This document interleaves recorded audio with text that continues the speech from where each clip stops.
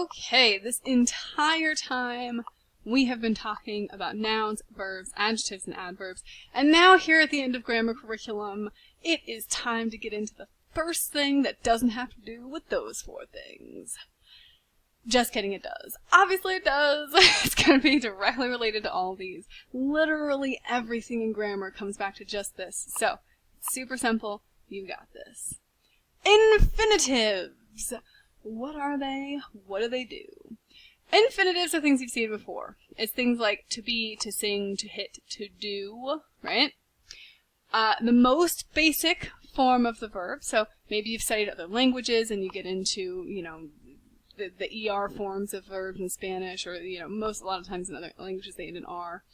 So we've got infinitives. Most basic form of the verb, but they cannot even be verbs.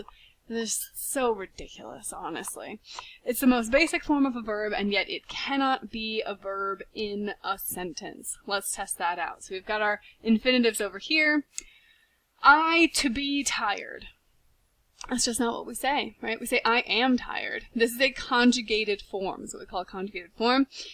To be is the infinitive. To be is wrong. You to be a teacher. That's just not how we say it. You say, you are a teacher. This, again, is a conjugated form.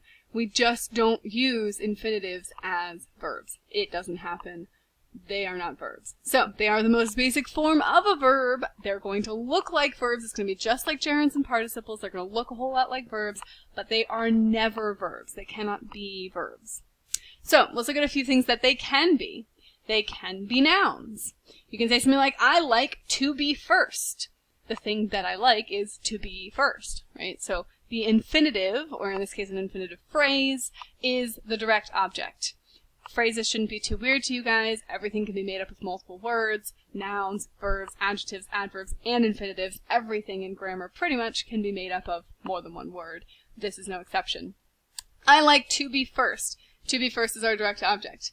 It can also be an adverb, right? So he played to win. How did he play, or why did he play? He played to win. That's an adverbial question that's being answered over there. How, why, where, when. And so that is an adverb modifying that verb played.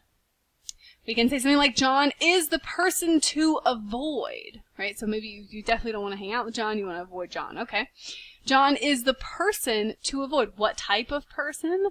The type of person that you want to avoid, right? So to avoid there tells us more information about the type of person, and person, you guys know, is our predicate nominative in this sentence, also describing John. So all of this tells us more information about John. To avoid is an adjective. It can be an adjective. Infinitives can be. And to sleep 12 hours a day is difficult. So, it's, the sentence is saying it's challenging to sleep 12 hours a day. To sleep is our infinitive portion.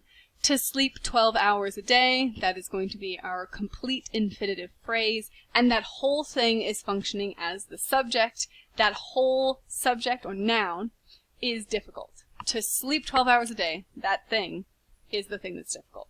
So, it can be a noun. It can be a direct object, because nouns can be direct objects. It can be a subject, because a noun can be a subject. Infinitives can also be adjectives and adverbs. Here we go. Let's practice.